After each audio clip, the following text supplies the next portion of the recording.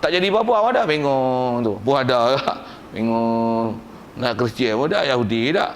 Bengong. Duk rasa macam aman, damai, sihat sejahtera selama-lamanya ke. Kekal abadi dalam syurga, relax. Tak pernah ada masalah. Walaupun jahil bengong. Tak kira punya bengong. Dah lah dengan jahil, dengan tak kerti, dengan ibadat. Tak ada, dengan ilmu pun tak ada, tauhid pun tak ada, fiqh tak ada, tasawuf ada, Quran tak boleh baca. Nak masuk bulan Ramadan tapi amalan apa nak buat esok apa tu, duit nak sedekah tak ada. Amalan nak amal pun tak ada, ilmu pun tak ada, nak amal apa ya? Dia boleh buat relax hatu pun ramai tak? Kalau tu yang bila Dajjal turun esok, itu keberangkalian ikut Dajjal tu. Yang dah ikut dah ni suku. Saja saya katuk-katuk itu sikit tuan. Nak cerita apa ni?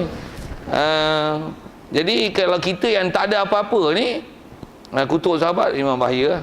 Kalau tengok senarai apa tujuan saya nak sebut tu, asalnya disebut sahabat di atas akidah yang memang telah disebut mengikut akidah Ahli Sunnah wal Jamaah. Lepas sahabat, tabi'in dan tabi'in. Baik, sikit lagi kalau sebut itu, masih asal cerita ke sahabat. Dah sahabat ni satu hal, dan bila lepas sahabat, siapa? Tabi'in dan tabi'in. Baik, lepas itu siapa? Di atas kaedah akidah tidak ada ketentuan syarak siapa yang afdal selepas itu dengan pasti. Ada isyarat dalam Quran pun, inna akramakum innallahi atqakum. Itu ya. Cari siapa paling takwa. Dan bila takwa macam mana? Rujuklah ulama silam. Satu, saya tanya ni, nak pakai ulama kontemporari ke ulama lama? Tuan-tuan kata ulama lama tu, okey. Kalau kita ikut mazhab Syafi'i, tu kontemporari ke ikut zaman sahabi? Tu zaman itulah ulama-ulama salafus soleh. Pasal dia hidup zaman apa? Dia wafat umur dia pun tak sama. Saya tarikh ni tak berapa ingat fakta tu. Tapi dia hidup sebelum tahun 200 Hijrah lahir. Jadi bila tu hijrah, maksudnya duduk zaman tabi'in. Dan dia memang ramai yang berjumpa dengan para tabi'in. Duduk zaman tabi'in. Ramai dia jumpa para tabi'in.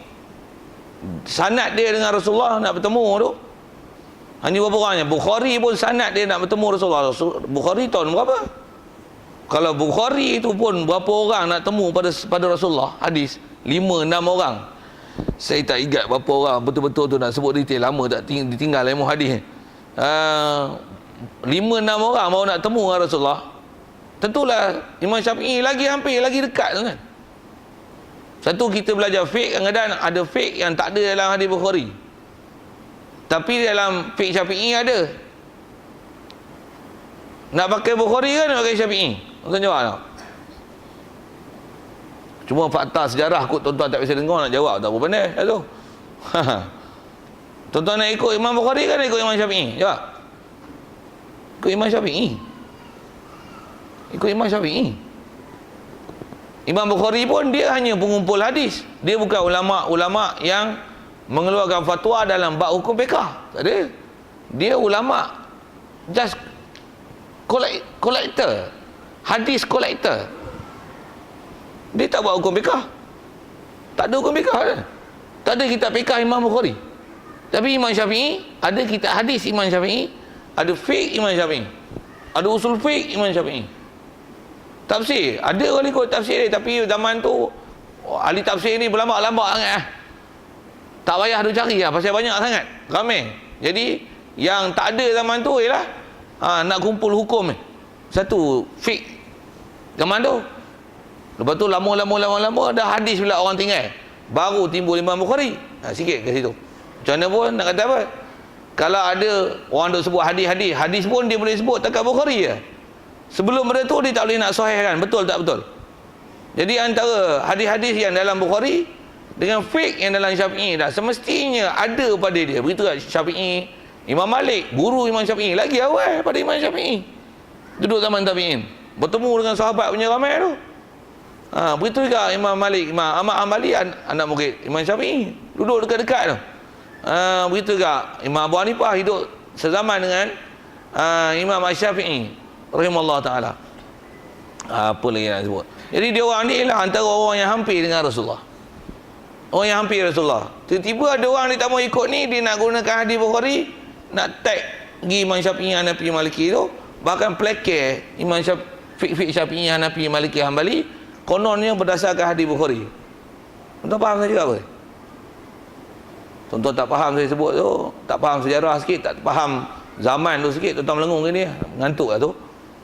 Time pun dah overlap lah. Tengok jam. Tak berhenti-henti lagi, tak gaya nak berhenti pun katanya. Memang belum gaya saya berhenti lagi. Baru baca sebaris 2 kan. Jadi asal nak sebut tu macam mana dia orang hujahnya tu. Satu lebih selamat pergi ikutlah Imam Syafi'i, Hanafi, Maliki, Hambali. Kita ikut macam mana ulama-ulama dulu dah ajar kat kita tu, betul ya tu.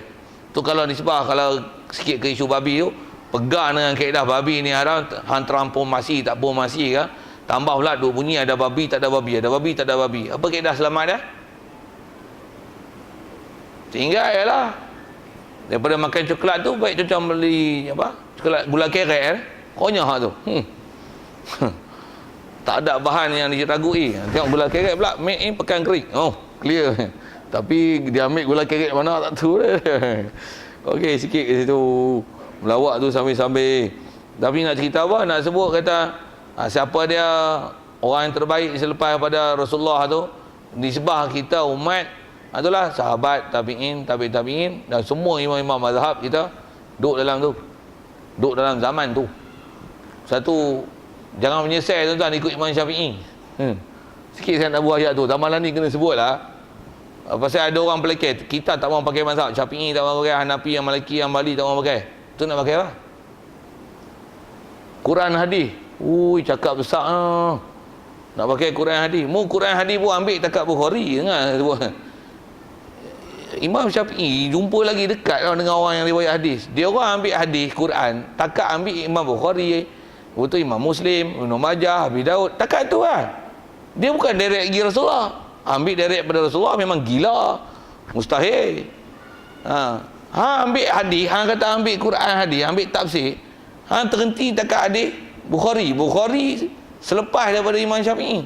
Baik Imam Syafi'i punya pentarihan Quran dan hadis daripada mereka lebih sahih daripada yang hang ambil hadis dan Quran hanya berdasarkan daripada Imam Bukhari. Itu paling besar tu, paling sahih kitab yang ada. Tak ada lah kitab yang lebih sahih daripada Bukhari. Tak ada atas muka bumi ni. Tak ada. Lepas Quran ni sebab kitab Bukhari. Ni sebab kita sebut pun ni sebab hadis. Tapi ni sebab ulama sebelum Bukhari tu ada Syafi'i, Hanafi, Maliki, Hambali. Dia tak mau Hanafi, Syafi'i, Hanafi, Hambali ni. Dia pergi ambil direct Quran hadis. Sedangkan Quran hadis pun bukan ambil hak Rasulullah. Pergi ambil takat Bukhari, Hanafi, Bukhari, Muslim, Ibnu Majah, Abi Daud. Macam mana nak boleh challenge dengan Imam Syafi'i? Yang kepala otak jadi tergedot macam-macam tu. Tergedot kok bahasa pelik lagi. Jadi pahaman tak betul ya?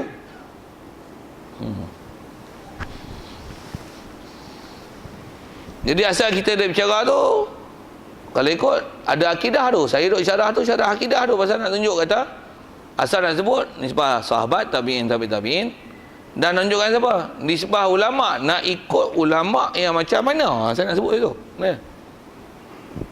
Satu kalau tuan-tuan dah jawab ni ulama dulu, sebut sikit. Dulu tu hak mana?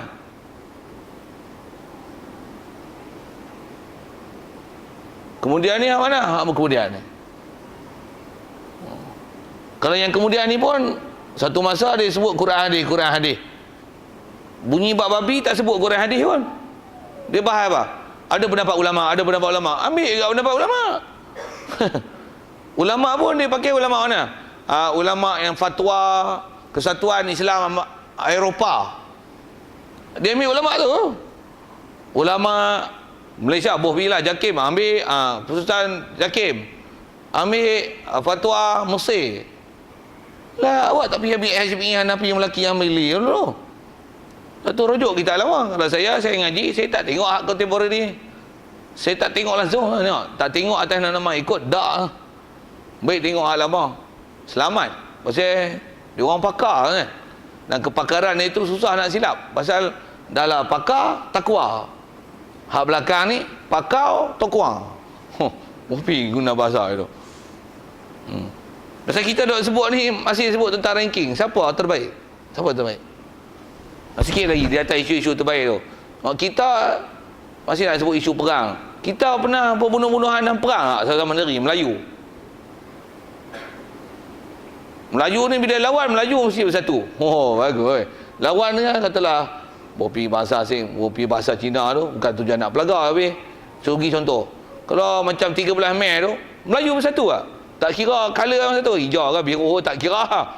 Melayu mesti lawan hak tak Melayu.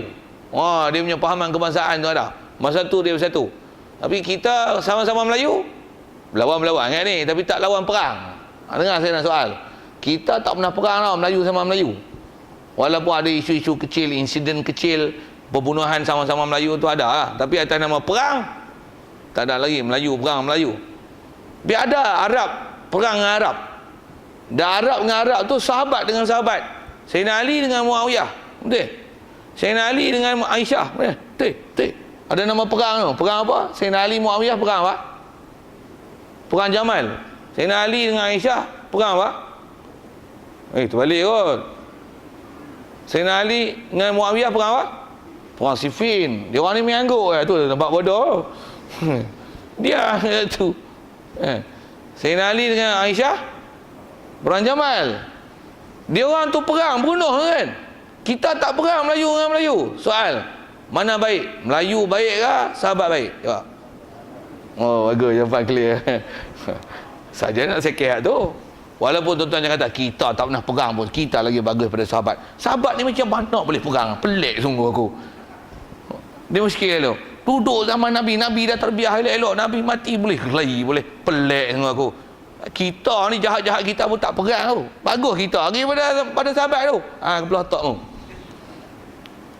Silap tu, cara silap, cara fikirmu silap tu. Pasal tak faham siapa duduk ranking atas. Siapa nak kata kat siapa? Siapa nak kata kat siapa tu kita tak faham. Dan isu-isu apa tu kan? Isu akidah tu. Isu akidah tu, bukan isu kecil tu. Isu akidah tu. Pasal yang tak tahu siapa lebih utama untuk disebut dan dimuliakan, dan siapa yang tak kena mulia. Seolah-olah kita lagi mulia pada sahabat. Tengok kita. Jahat-jahat kita pun zaman lain ni hidup macam-macam. Kita tak perang, kita bagus lagi. Baik. Memang tak perang, tapi walaupun tak perang, bodoh teruk pada zaman dulu. Tutang bodoh, akidah, sewel dah berapa macam. Macam-macam lah. Dah jahil satu boleh kata dia bagus lagi, bagus tak mana tu? Bagus tak kelahi ya. Bagus tak kelahi. Sikit lagi kalau sebut kan. Kelahi ni tak bagus ya. Kalau kelahi tak bagus, Rasulullah tak perang.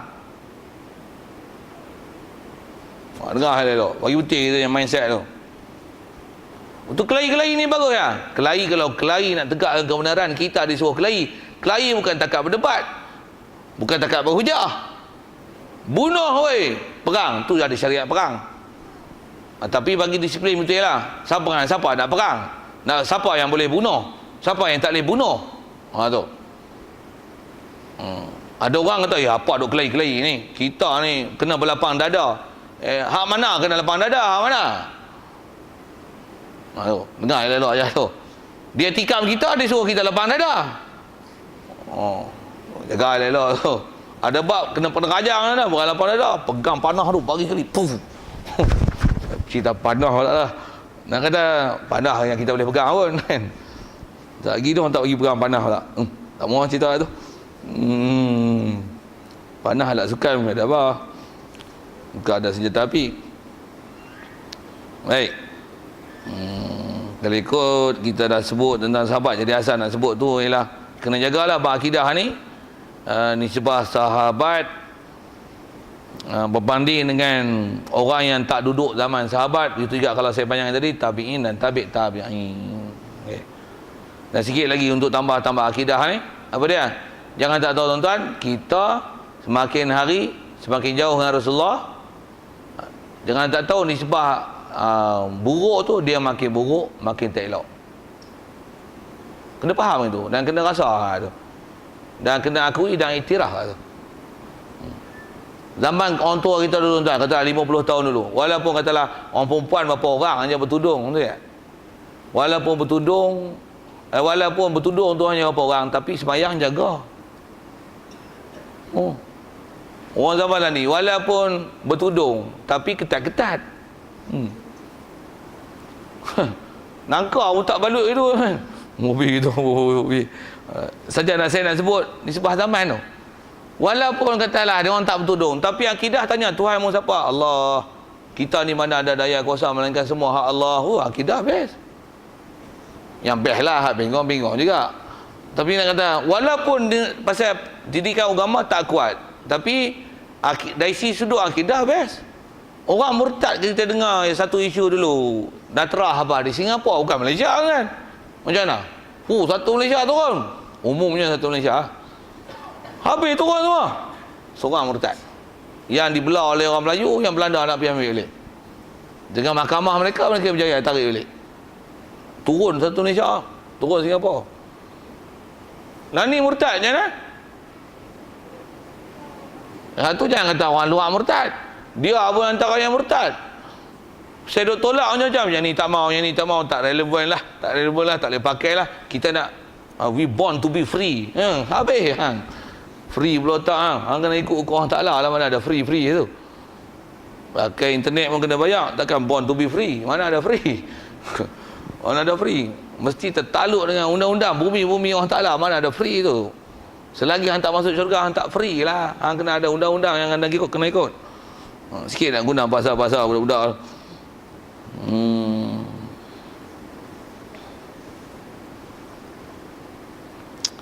Baik. Kalau ikut kita duk bicara tu tentang ranking manusia yang afdal. Okey. Nak ke depan tu lagi saya sambah sejam lagi. Okey. Nampak style tu saya nak berhenti lah tu. Jadi memang nak berhenti pun. InsyaAllah kita sambung nanti. Dia kata dan bahawa ia i'tiqad pula bahawasanya sekalian makhluk mati sekaliannya tak kala habis umur. Ni pun ada isu bab i'tiqad ajal, umur. Ada bahasa yang ulama kita dah ajar dengan betul, tapi nak baca tu agak panjang juga. Tuan-tuan boleh tunggu tak apa, tapi tengok gaya macam tak boleh tunggu je. Okey. Jadi saya tangguhlah dulu. InsyaAllah kita panjang umur, sambung ni lepas raya lah. Pasal dah Ramadan dah dengan terawih apa tu, tak ada lah. Kok panggil special case punya pun tengoklah macam mana. Tapi umumnya lepas raya lah, panjang umur kita jumpa sana. Lepas raya pun Syawal ke Zulkaidah lah, tengok masa terdekat nak bertemu tu. Tarikh kena tengok lain. Tengok makluman daripada pihak masjid. Ya. Kuliah asar ni. Yang tu kot macam ada tahun lepas yang buat gitu kan. Isbah nak baca tu kita tangguh situ, wallahu alam. Yang baik pada orang Taala, silap salah kasar bahasa tak sedap dengar tu kesilapan ke mana ya. Macam mana pun soal kalau ada sekitar tentang apa kita sebut, kita bahas asal adalah tentang manusia yang paling afdal. Kita tengok ranking dia. Yang ada yang mudah ya. Dan di atas ranking tu kita faham, sebut ke Rasulullah sikit tengok ke contemporary punya pahaman dia tentang akidah, bab pakaian, bab makan minum ke Rasulullah. Juga sambil-sambil itu sebut isu babi, betul sebut ke masalah siapa umat terbaik, lepas tu sebut ke isu sahabat, sebut ke Syiah, sambil-sambil itu sepak sikit, dan sebut tentang masalah ulama kita nak ikut hak mana. Kalau perhati itu saya sebut bab tu. Ada soal? Ya.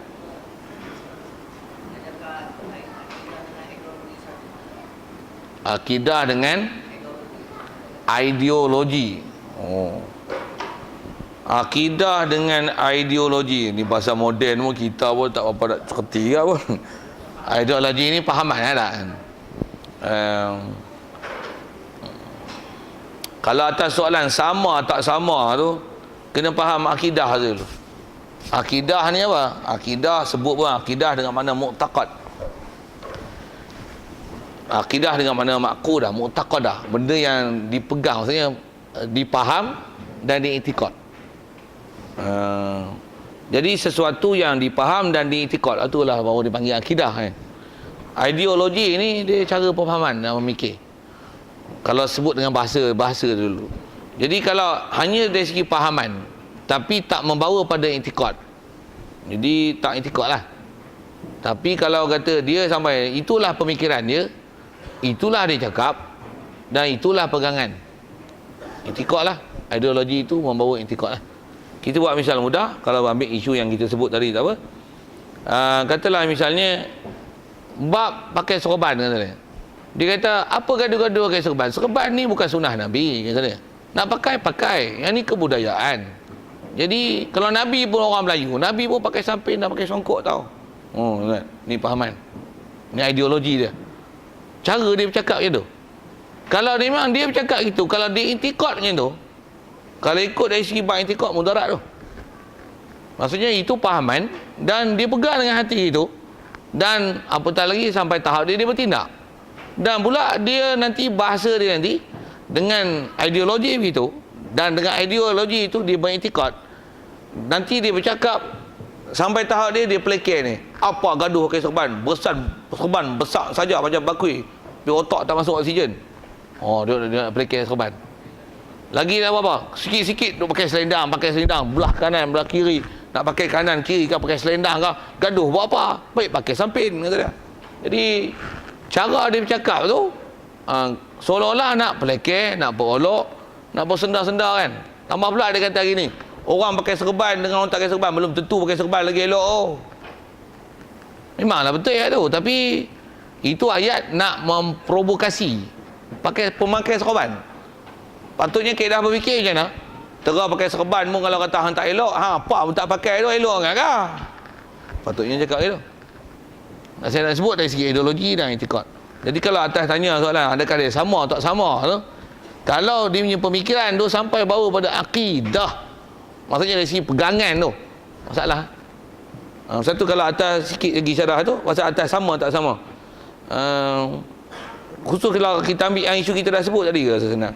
Katalah orang tak semayang, dia tak semayang, ideologi dia semayang ni ikut hang, senang semayang, tak mau semayang, sudah. Katalah dia punya pemikiran gitu. Nak tengok dia itikad tak itikad macam ni. Hang semayang tak? Tak. Semayang berdosa lah weh, masuk neraka. Tu pasal apa tak semayang? Malah. Dia akan jawab gitu lah. Pasal apa tak semayang? Semayang ni lapang kau semayang. Tak lapang ni, sibuk ni, susah sikit lah. Menega lah apalah. Lagipun duit untuk apa dah ni, lagi menega. Tak semayang pula, masa bila nak menega. Menega pula bukan hari, pasal malam. Waktu maghrib tu masa tu, ada ramai masa tu nak dapat rezeki lebih sikit. Semayang wajib dah? Wajib. Tapi mu tak semayang siapa? Aku boleh lain, kata dia. Saya nak sebut tu contoh-contoh ayat orang kita ada yang sebut macam tu. Soal tak? Intikad dia rosak. Ideologi dia ada macam tu kan. Maksudnya bagi utama kerja, cari rezeki, ikut bawa lain-lain. Memang aku bawa lain-lain, bukan duduk sekali aku bawa. Betul kat dari sudut ayat tu kan. Itu nak cari rezeki, orang ramai masa maghrib. Nak tanya tu lah. Dia punya ideologi macam tu rosak akidah. Nak akidah tu semak bab akidah tu lah. Dia kata apa dia bila tanya semayang? Semayang wajib tak? Dia kata wajib weh. Dia pegang wajib tu. Okey. Okey lah. Akidah okey. Tapi dari segi dia punya keutamaan tu, dia tak utamakan solat untuk menunaikan hak wajib. Fasik, dosa, zalim. Kafir tak? Dari segi pasal ideologi dia kadang-kadang tak mencederakan bab akidah. Tapi kalau sampai ideologi dia tu dia pelekeh akidah. Semayang macam mana? Semayang ni walaupun aku duduk semayang, aku tak rasa semayang ni benda wajib tau. Walaupun dia rajin semayang, kafir lama. Awal lagi kafir. Pasal apa? Pasal dia itikad semayang yang kena itikad wajib, dia tak itikad wajib walaupun dia duduk semayang. Kerana semayang adalah pelaksanaan semayang, pelaksanaan solat, dia ialah furu'. Pasal dia tak, furu' tu maksudnya banding dengan akidah. Akidah adalah usul. Akidah mesti diiktiraf tu. Akidah mesti diiktikad, yakin. Dia tak boleh syak zon waham. Kalau bab ibadat, dia istilah furu' banding akidah. Furu' dengan mana? Hang tak buat, hang berdosa. Tapi hang mesti iktiraf. Iktiraf tu usul. Jadi kalau kata ideologi tu hanya menyebabkan dia tak buat, dia hanya berdosa. Tapi kalau sampai hak usul kena iktiraf tu dia tak iktiraf, itu kufur. Ini macam tu kot uraian. Kena bahasa moden ni payah kan nak pergi uraian. Macam tu kot. Wallah. Lain kalau ada? Semua nak beraso aja. Wallahu a'lam. A'udzubillahi minasyaitonir rajim. Bismillahirrahmanirrahim. Allahumma nawwir qulubana min nur hidayatika kama nawwartal arda min nur syamsika wa lana wa bi rahmatika ya arhamar rahimin.